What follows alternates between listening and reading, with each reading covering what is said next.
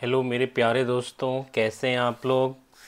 आज मैं आपको एक बिहार सरकार के अंतर्गत एक बहुत बड़ी वैकेंसी निकाली गई है जो सरकारी नौकरी के लिए, उसके बारे में बताने जा रहा हूँ आपको। तो चलते हैं फिर नोटिफिकेशन पे बिहार गवर्नमेंट के। जहाँ तक आप देख सकते हैं स्क्रीन पे बिहार सरकार का नोटिफिकेशन है। बिहार के विभिन्न जिलों के लिए बिहार गृह रक्षा वाहिनी के स्वयंसेवी गृह रक्षकों के 15,000 रिक्त पदों पर नामांकन हेतु आवेदन पत्र आमंत्रित किए जाते हैं। यानी कि जो आप यहाँ पे देख रहे हैं लिखा हुआ बिहार गृह रक्षा वाहिनी, इसका मतलब होता है नहीं कि होम गार्ड, जिसे इंग्लिश में बोलते हैं, यानी कि बिहार होम गार्ड के लिए वैकेंसी निकली हुई है। पूरी वैकेंसी की कुल संख्या 15,000 है। यहाँ पर आप सेकेंड नंबर पॉइंट पे देख सकते हैं जिलावार एवं आरक्षण कोटि विज्ञापित रिक्त पदों की संख्या निम्नवत है।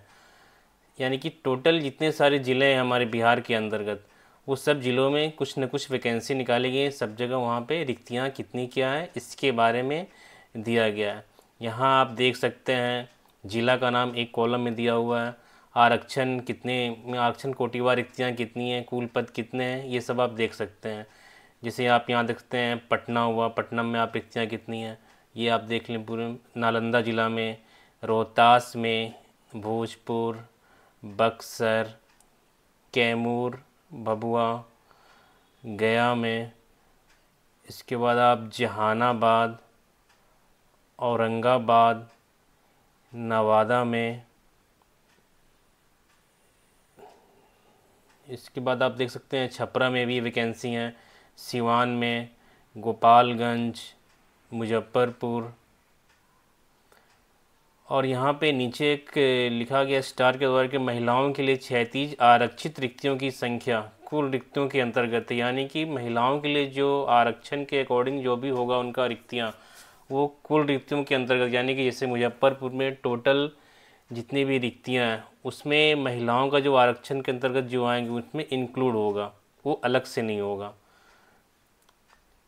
इसके बाद नेक्स्ट पॉइंट पे हम लोग आते हैं।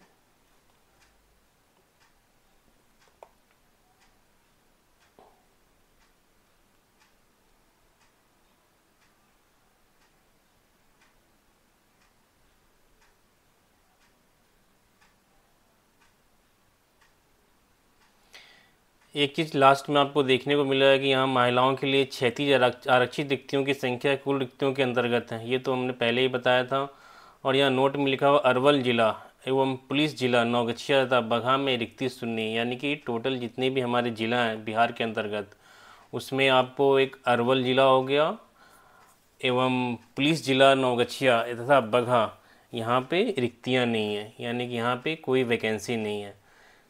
थर्ड पॉइंट में देख सकते हैं हम लोग गृह रक्षकों का स्वच्छ नामांकन जिला स्तरीय मेघा सूची के अनुसार जिलावार किया जाएगा तथा बिहार आरक्षण नीति के अंतर्गत अनुसूचित जाति, अनुसूचित जनजाति, पिछड़ा वर्ग, अत्यंत पिछड़ा वर्ग, पिछड़े वर्ग की महिला, आर्थिक रूप से कमजोर वर्ग महिला के प्रतिनिधि द्वारा सामान्य प्रशासन विभाग बिहार पटना द्वारा समय समय पर निर्गत परिपत्र में विज्ञापन की तिथि तक निहित प्रावधान लागू किए होंगे।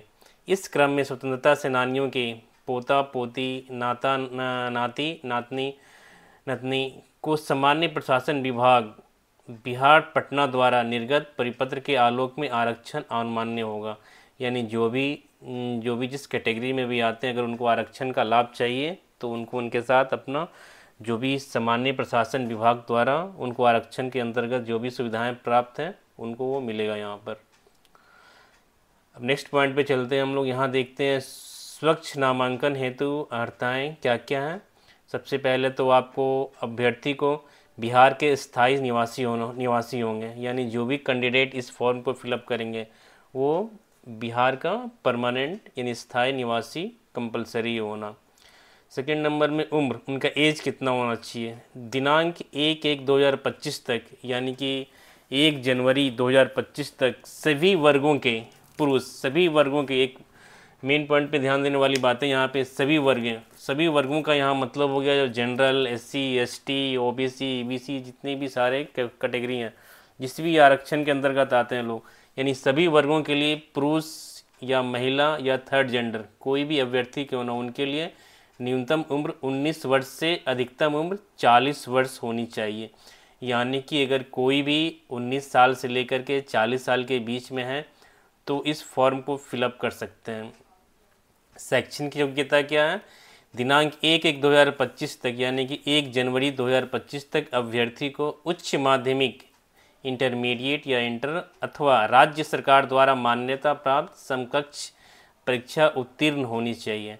यानी कि अगर जिन बच्चों ने, अगर बहुत सारे नए बच्चे, उनका 18 साल अगर हो गया है लेकिन वो इंटर पास किए हैं, लेकिन वो इसमें फॉर्म को फिलअप नहीं कर सकते क्योंकि उनका एज ही स्टार्ट है 19 साल से लेकर के 40 साल तक का।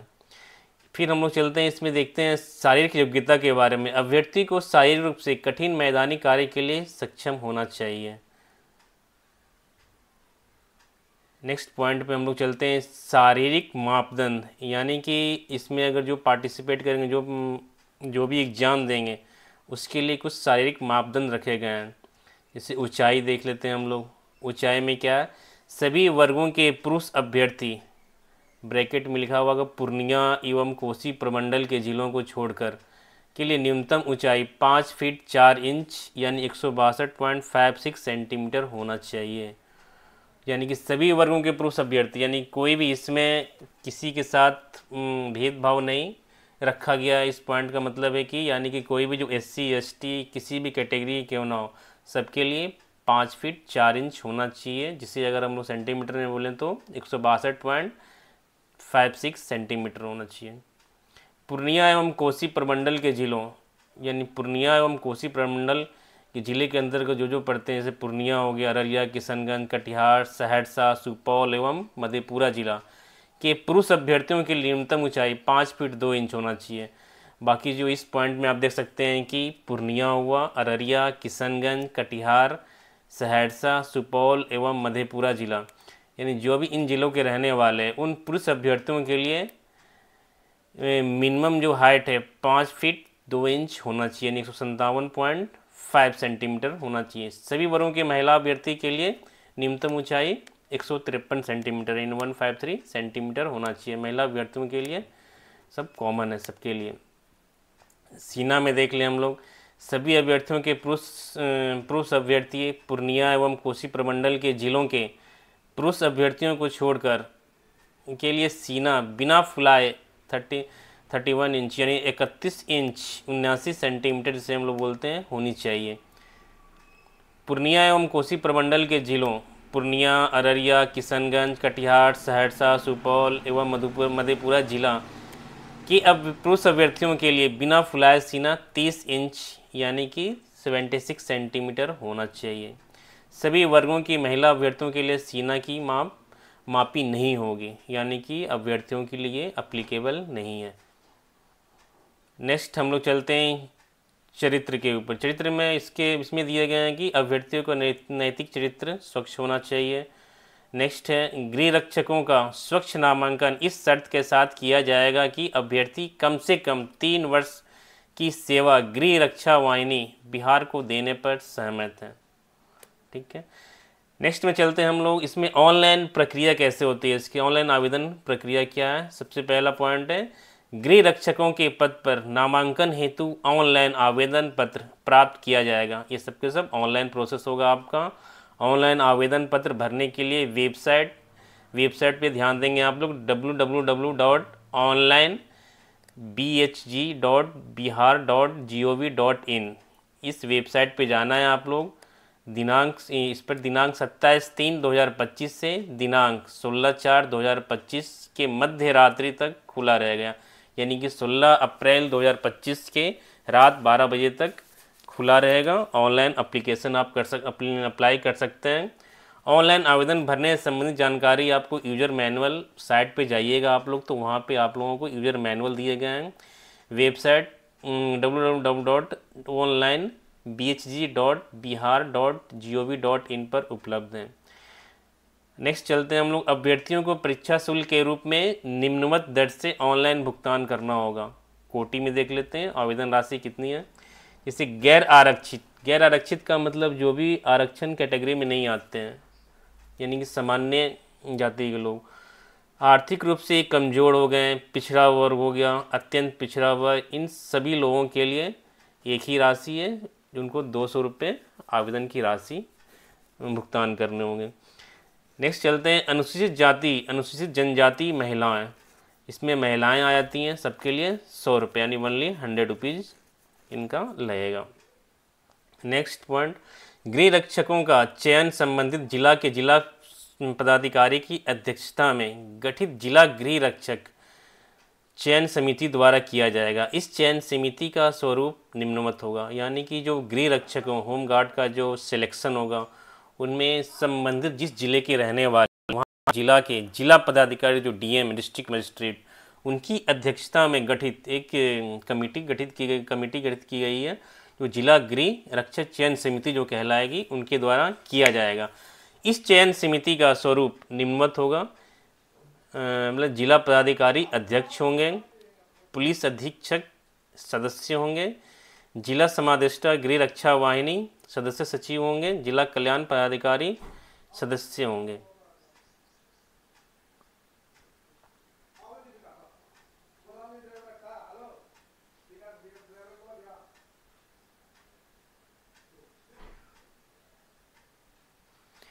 नेक्स्ट पॉइंट पे हम लोग चलते हैं, नेक्स्ट पे ध्यान देते हैं। इसमें कहा गया है जिला गृह रक्षक चयन समिति इच्छुक योग्य एवं स्वस्थ अभ्यर्थियों का चयन करते हुए अपनी अनुशंसा जिला पदाधिकारी को सौंपेंगे। जिला पदाधिकारी उक्त अनुशंसा के आलोक में जिला स्तरीय मेगा सूची प्रकाशित कराएंगे और आरक्षण प्रावधानों के आलोक में गृह रक्षकों का चयन करते हुए नामांकन एवं बॉन्ड इत्यादि भरवाने की कार्यवाही पूर्ण करेंगे। यहाँ बॉन्ड एक वर्ड दिया गया है। बॉन्ड का मतलब ये स्टार्टिंग में हम लोग डिस्कस किए थे, जो 3 ईयर्स कम से कम कंपलसरी उनको करना ही करना है, इस तरह की बॉन्ड्स। और भी कुछ उनका अपना फॉर्मेलिटी जो ऑफिशियली होता होगा उसके रिगार्डिंग यहाँ बताया गया है। जिला समादेष्टा बिहार गृह रक्षा वाहिनी द्वारा स्वच्छ नामांकित गृह रक्षकों की सूची अग्रतर कार्रवाई एवं बुनियादी प्रशिक्षण हेतु पूर्ण विवरणी मुख्यालय बिहार गृह रक्षा वाहिनी पटना को भेजी जाएगी। नेक्स्ट पॉइंट पे हम लोग ध्यान देते हैं नामांकन की प्रक्रिया। सबसे पहले दिए गए हैं कि अभ्यर्थी जिस जिला के स्थायी निवासी हैं, जैसे मान लिया आप नालंदा जिला के रहने वाले हैं तो नालंदा जिला के आपको वहाँ के स्थायी निवासी आप कहलाएंगे।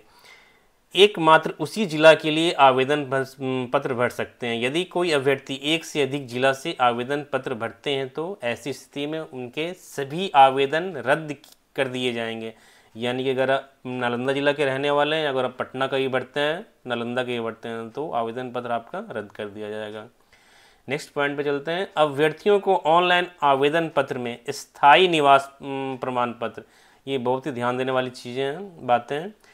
यानी कि ऑनलाइन आवेदन पत्र जब भी आप भर रहे हैं तो उसमें स्थायी निवास प्रमाण पत्र, जन्म तिथि से संबंधित मैट्रिक समकक्ष प्रमाण पत्र, यानी कि आपका जो भी 10th क्लास का मार्कशीट हो गया, इंटरमीडिएट अथवा समकक्ष परीक्षा उत्तीर्ण प्रमाण पत्र, इंटरमीडिएट 10+2 अथवा समकक्ष परीक्षा अंक प्रमाण पत्र। आरक्षण के दावे हेतु जाति प्रमाण पत्र, यानी कि अगर आप आरक्षण का दावा करना चाहते हैं, आपको आरक्षण का लाभ चाहिए, तो उसमें आपको जाति प्रमाण पत्र कंपलसरी है। एवं आर्थिक रूप से कमज़ोर वर्ग के लिए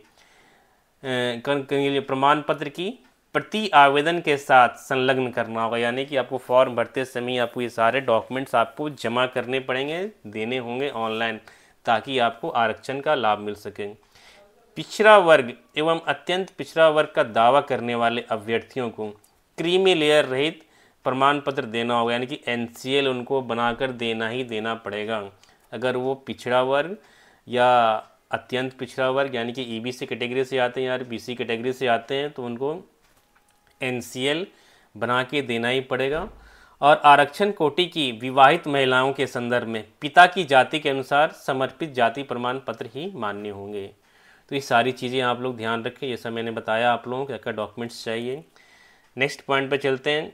शारीरिक दक्षता परीक्षा की प्रक्रिया नियमानुसार एवं आधुनिक तकनीक से की जाएगी। नेक्स्ट, शारीरिक योग्यता एवं दक्षता परीक्षा। शारीरिक योग्यता या दक्षता परीक्षा जिला स्तर पर आयोजित की जाएगी, जो कुल 15 अंकों की होगी। यानी कि आपका जो फिजिकल टेस्ट होगा उसमें आपको 15 नंबर मिलेंगे। सेकेंड पॉइंट है शारीरिक योग्यता दक्षता परीक्षा क्रमबद्ध होगी, यानी सिस्टम से होगी 1 by 1, जो निम्नांकित हैं। फर्स्ट नंबर पॉइंट है अभ्यर्थियों के बायोमेट्रिक रजिस्ट्रेशन एवं सत्यापन के उपरांत सर्वप्रथम दौड़ होगा। ठीक है, निर्धारित समय में दौड़ पूरा नहीं कर पाने वाले अभ्यर्थी असफल घोषित कर दिए जाएंगे और आगे की प्रतिस्पर्धाओं में भाग नहीं ले सकेंगे। नेक्स्ट पॉइंट है दौड़ में सफल अभ्यर्थियों के ऊंचाई एवं सीने की माप होगी। जिन अभ्यर्थियों की ऊंचाई एवं सीने की माप निर्धारित मापदंड का मतलब यहाँ है कि ऊपर में जो मैंने पॉइंट बताया था, जैसे जितने पुरुष अभ्यर्थियों के लिए कितना होना चाहिए, ये सारी चीज़ें ऊपर वाले पॉइंट में दिए गए हैं, उनके अकॉर्डिंग ही होना चाहिए आपका। यानी कि माप निर्धारित मापदंड से कम होगी, उन्हें असफल घोषित कर दिया जाएगा एवं वो आगे की प्रतिस्पर्धाओं यथा जैसे ऊंची कूद, लंबी कूद एवं गोला फेंक में भाग नहीं ले सकेंगे। यानी कि सर्वप्रथम आपको दौड़ में सफल होना पड़ेगा, उसके बाद आपको चेस्ट की जो भी वो माप होगी उसमें आपको सफल घोषित किए जाएंगे, उसके बाद ही अब आगे की प्रक्रिया में भाग ले पाएंगे। नेक्स्ट पॉइंट है ऊंची कूद, लंबी कूद एवं गोला फेंक सभी प्रतिस्पर्धाओं में अलग अलग अधिकतम 5 अंक प्राप्त होंगे। यानी कि ऊंची कूद हो गई, लंबी कूद, गोला फेंक, सभी प्रतिस्पर्धाओं में अगर आप पार्टिसिपेट कर रहे हैं उसके बाद वाले प्रोसेस में आप तो अलग अलग अधिकतम सेपरेट, जैसे ऊंची कूद के लिए 5 अंक होंगे, लंबी कूद के लिए 5 अंक, सेपरेट आपको 5-5 अंक दिए जाएंगे। प्रत्येक अभ्यर्थी को ऊंची कूद, लंबी कूद एवं गोला फेंक तीनों प्रतिस्पर्धाओं में अधिकतम 3 मौका दिया जाएगा। यानी कि फर्स्ट टाइम आपको 1 मौका दिया जाएगा, फिर सेकेंड टाइम, फिर थर्ड टाइम, जैसे 3 टाइम आपको दिया जाएगा मौका। इस 3 टाइम में आपको ये कम से कम करना होगा। जैसे लंबी कूद का जो मापदंड है उसके अकॉर्डिंग ऊंची कूद कितनी करनी है आपको 3 टाइम 3 मौके दिए जाएंगे। यदि कोई अभ्यर्थी शारीरिक परीक्षा की निर्धारित तिथि एवं समय पर उपस्थित नहीं होते हैं तो उन्हें दूसरी तिथि को मौका नहीं दिया जाएगा। यानी कि अगर उस दिन वो एब्सेंट होते हैं, उनको जो फिजिकल टेस्ट का दिया जाता है डेट, अगर वो उस दिन आने में असफल हैं तो उनको दूसरा फिर डेट नहीं मिलेगा कि आपको इस दिन ये टेस्ट होगा, ऐसा कुछ मान्य नहीं होगा। नेक्स्ट पॉइंट पे चलते हैं हम लोग। पुरुष एवं अब महिला अभ्यर्थियों के लिए दौड़, ऊंची कूद एवं गोला फेंक के मापदंड एवं अंकों की प्रावधान निम्नवत होंगे। जैसा कि हम लोग ऊपर वाले पॉइंट पे बात कर रहे थे, किन अभ्यर्थियों को क्या चाहिए, दौड़ में, ऊंची कूद में कितना क्या होना चाहिए, उनका ये सब प्रावधान निम्नवत दिए गए हैं। पुरुषों के लिए दौड़ में आप देख सकते हैं कि 1 मील जो कि 1600 मीटर होता, 1 मील 1600 मीटर की दौड़ के लिए समय सीमा 6 मिनट के अंदर पूरी करनी होगी। यानी 6 मिनट से अधिक समय लेने वाले अभ्यर्थी को असफल घोषित कर दिया जाएगा। ये पुरुषों के लिए। महिलाओं के लिए क्या है, और या थर्ड जेंडर लोगों के लिए दौड़ क्या है इनका, 800 मीटर की दौड़ 5 मिनट के अंदर पूरी करनी होगी। 5 मिनट से अधिक समय लेने वाले अभ्यर्थियों को असफल घोषित किया जाएगा। ये महिलाओं के लिए था। फिर ऊंची कूद क्या है, ऊंची कूद 4 फीट से कम, ये पुरुषों के लिए मैं बता रहा हूँ पहले आपको। ऊंची कूद है पुरुषों के लिए 4 फीट से कम अगर करते हैं तो 0 अंक मिलेगा, 4 फीट करते हैं 1 अंक, 4 फीट 3 इंच तो 2 अंक, 4 फीट 6 इंच 3 अंक मिलेंगे, 4 फीट 9 इंच 4 अंक, 5 फीट के लिए 5 अंक। इसी तरह आपको महिलाओं के लिए ऊंची कूद 3 फीट से अगर कम करती हैं 0 अंक मिलेंगे, 3 फीट करती हैं 1 अंक मिलेंगे, 3 फीट 3 इंच करते हैं 2 अंक मिलेंगे, 3 फीट 6 इंच करते हैं 3 अंक मिलेंगे, 3 फीट 9 इंच करते हैं अगर वो तो 4 अंक मिलेंगे, 4 फीट पे 5 अंक मिलेंगे। इसी तरह आपका लंबी कूद का है, लंबी कूद यानी कि हाई जंप 12 फीट तक, 12 फीट से अधिक एवं 13 फीट तक आपको 1 अंक मिलेगा। अगर 12 फीट तक करती हैं 0